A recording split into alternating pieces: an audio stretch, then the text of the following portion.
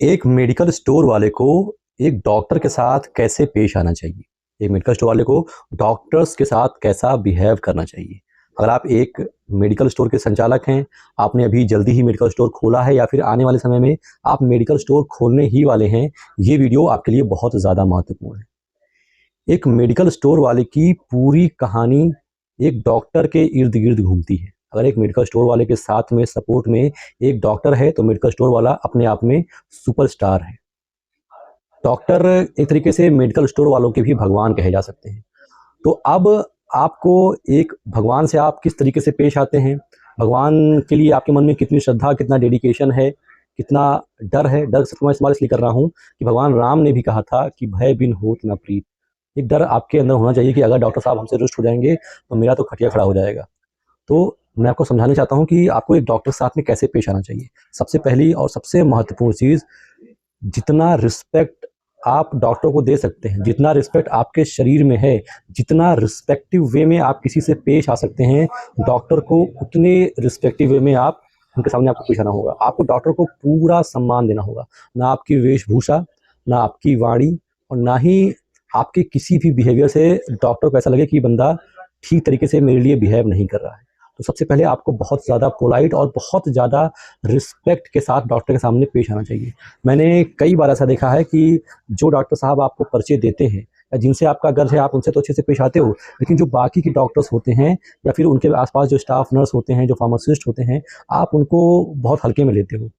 और यकीन मानिए डॉक्टर्स लोग ये बात भी बहुत अच्छे तरीके से गौर करते हैं कि आप उनके पैरामेडिकल स्टाफ से किस तरीके से बिहेव कर रहे हैं।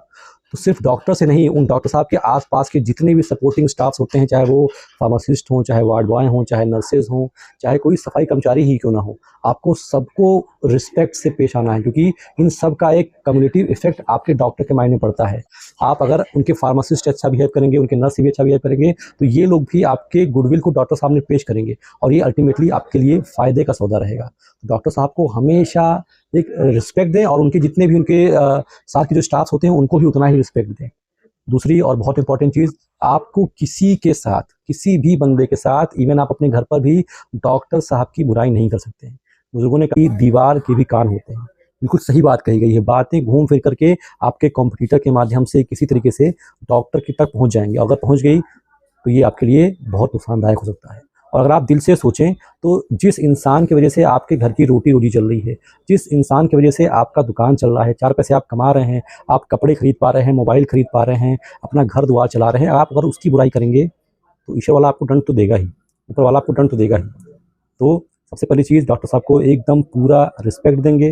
इसके अलावा अगर डॉक्टर साहब आपसे कोई भी चीज़ कहते हैं, तो आपको बिना किसी लॉन्ग लपेट के, बिना किसी कैज़ुअल अप्रोच के दिखाए, आपको उसको पहली प्रायोरिटी पर करना है। आपको थोड़ा-सा प्रोएक्टिव होना पड़ेगा। थोड़ा-सा आपको अ, अपने आप को थोड़ा-सा एक्टिव रखना पड़ेगा कि डॉक्टर साहब ने अगर आपसे कहा है कि भाई मुझे ये चीज़ चाहिए, ये चीज़ आप ले आइए, तो आपको तुरंत ही विदिन, अगर पॉसिबल हो तो विदिन 10 मिनट वो चीज़ें वहाँ पर होनी चाहिए। क्योंकि डॉक्टर्स थोड़ा-सा इगोइस्टिक होते हैं, वो सबसे ऐसे नहीं बोल देते हैं। अगर आपसे उन्होंने कहा है तो कुछ सोच समझ के कहा होगा और वही आपके लिए अच्छा मौका होता है उसको मोनेटाइज़ करने का। डॉक्टर ने अगर आपसे कुछ कहा है, तो आपको उसको तुरंत ही करना चाहिए। तुरंत ही विदिन जितना कम समय में हो पाए आप उस काम को निपटा दें। इसके अलावा जितने भी आपके धर्म में त्योहार होते हैं, होली, दीपावली, ईद, नया साल, इन सब मौके पर आप डॉक्टर को एक छोटा-मोटा गिफ्ट देते रहें और एक प्रकार का शुक्रिया अदा करते रहें। और ग्रैटिट्यूड अगर आप दिखा रहे हैं किसी के लिए, किसी को आप शुक्रिया अदा कर रहे हैं, तो उसमें आप जो है आपका एक महानता झलकती है और डॉक्टर भी इससे थोड़ा-सा एप्रिशिएट तो करते हैं इस एफर्ट को। तो अगर कोई होली हो, दीपावली हो, नया साल हो, तो आप कोशिश करें कि डॉक्टर को थैंक यू बोलें, उनको कोई छोटा-मोटा गिफ्ट दे दें। गिफ्ट बहुत महँगा भी नहीं होना चाहिए, लेकिन छोटा-मोटा गिफ्ट दें, जिससे डॉक्टर के हार्ट में आपके लिए एक सॉफ्ट कॉर्नर रहे।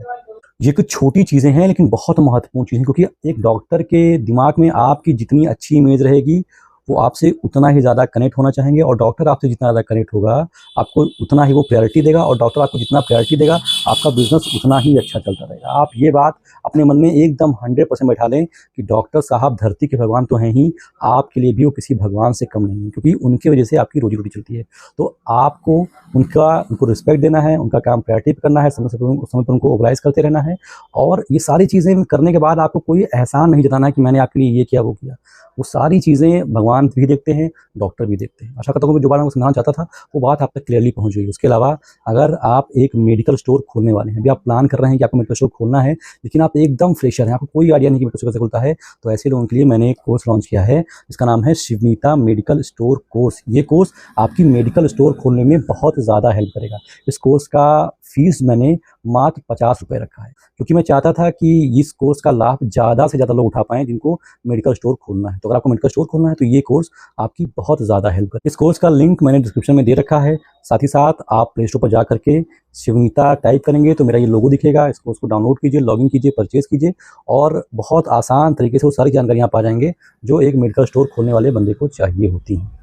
फिलहाल इस वीडियो में तो बस इतना ही। आशा करता हूँ कि वीडियो आपको अच्छी लगी हो। अच्छी लगी इसको लाइक कर दीजिए। ऐसी वीडियोज़ आप और देखना चाहते हैं चैनल सब्सक्राइब कर दीजिए। फिलहाल अभी तक मेरे साथ इतने धैर्य से बने रहने के लिए आप सभी का बहुत-बहुत शुक्रिया।